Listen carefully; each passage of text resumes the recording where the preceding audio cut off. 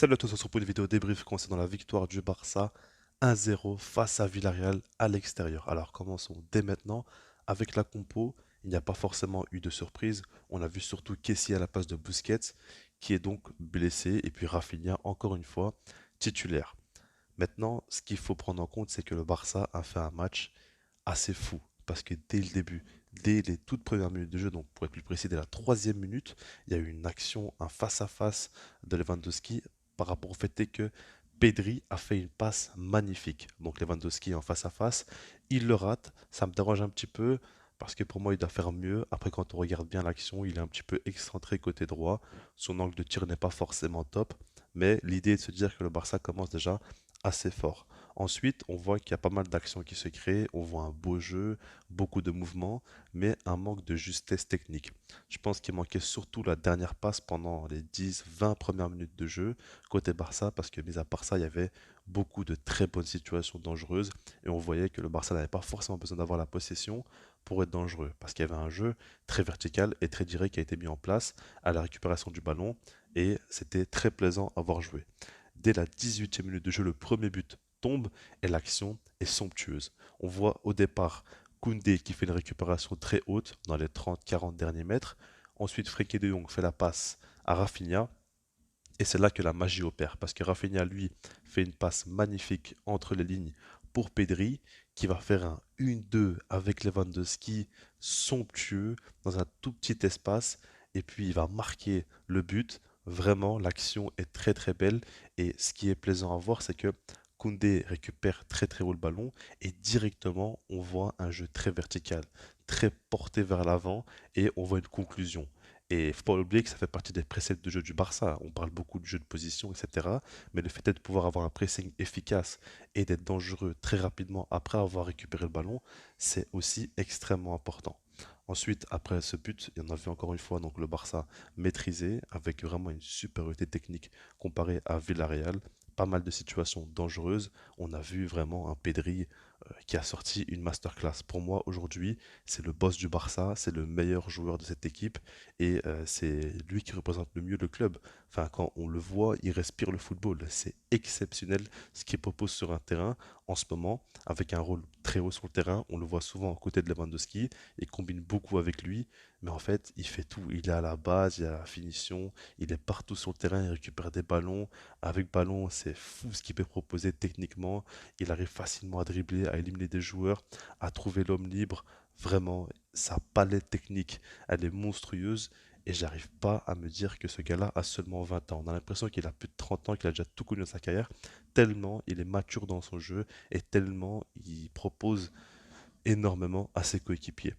Donc ce qu'il faut dire, c'est que Villarreal a connu une blessure, c'est Coquelin qui est sorti à la place de Chukwueze, et là je me suis dit, il y a un milieu de terrain en moins, il y a un attaquant, un ailier très percutant en plus. Donc peut-être que le Barça sera pris au dépourvu en contre-attaque, mais honnêtement, il n'y a pas forcément eu d'enjeu en première période. En seconde, on a vu encore une fois le Barça avec une grosse supériorité. Ils ont été au-dessus, ils ont su se créer pas mal de situations très dangereuses. Maintenant, ce qui m'a déplu, c'est le fait est que le Barça fasse un super match, certes, mais il y a un manque clair au niveau de la finition.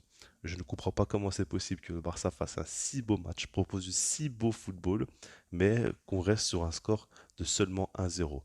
Et par rapport à ça, c'est assez problématique. Je vais parler de Lewandowski parce que c'est lui le numéro 9, c'est lui le joueur qui a la meilleure finition dans l'équipe. Maintenant, c'est pas le principal fautif non plus, mais je trouve qu'il aurait pu marquer un ou deux buts et que globalement, il montre pas assez son côté tueur face au cage. Il veut souvent chercher ses coéquipiers et c'est très bien parce qu'avec Pedri et Gavi notamment, il combine les yeux fermés, il arrive à les trouver, il fait des remises à chaque fois monstrueuses. Son jeu de haut but est extrêmement important pour l'équipe, il n'y a pas de souci. Maintenant, j'attends quand même de lui qui propose plus à la finition et je pense très clairement qu'il devrait marquer dans ce genre de match-là où le Barça est nettement supérieur. Maintenant, ce qui est bien, c'est que de base, il y a un an, 2 ans, voire même un peu plus lointain encore, on voyait que quand le Barça menait seulement 1-0, on savait très bien qu'on allait souffrir à la fin du match et qu'on allait vraiment avoir très très peur. Mais avec ce Barça-là, c'est différent parce que défensivement, l'équipe est très très solide et très très sereine aussi. On voit très clairement que Villarreal a eu très peu d'occasions de s'illustrer dans ce match. Ça, il faut le prendre en compte. Et puis, globalement, comme je l'ai dit et redit, le Barça a maîtrisé son match. Et ce que j'aimerais mentionner, c'est le fait est que on voit vraiment un Barça qui aujourd'hui est devenu très complet. Avec ballon, sans ballon, l'équipe est très compétitive et elle arrive constamment à s'adapter aux circonstances du match et à toujours tirer son épingle du jeu.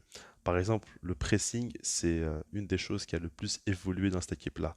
Et ça me fait vraiment, vraiment kiffer de voir le Barça presser de manière aussi bien et avec autant d'efficacité. On le voit à chaque fois que le Barça met de la pression, met de l'intensité, il y a souvent quelque chose qui va arriver derrière avec une occasion qui va être généré, ou en tout cas du danger qui va arriver. Et ça, c'est vraiment excellent. Maintenant, par rapport aux joueurs, j'aimerais dire quand même que Frenkie de Jong fait un match sensationnel lui aussi, hein. Il récupère beaucoup de ballons, il est très très présent.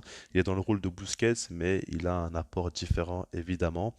Et puis, ce que j'aimerais dire, c'est que l'absence de Busquets était pour moi la donnée la plus importante à prendre en compte dans ce match-là, parce que il fallait voir un petit peu comment ce système allait fonctionner sans Busquets, qui est un élément central au milieu de terrain, évidemment. Frenkie de Jong a fait qu'on n'a pas vu grand-chose de différent, parce qu'il fait un match excellent, parce que Kessie aussi, à ses côtés, montre beaucoup de complémentarité.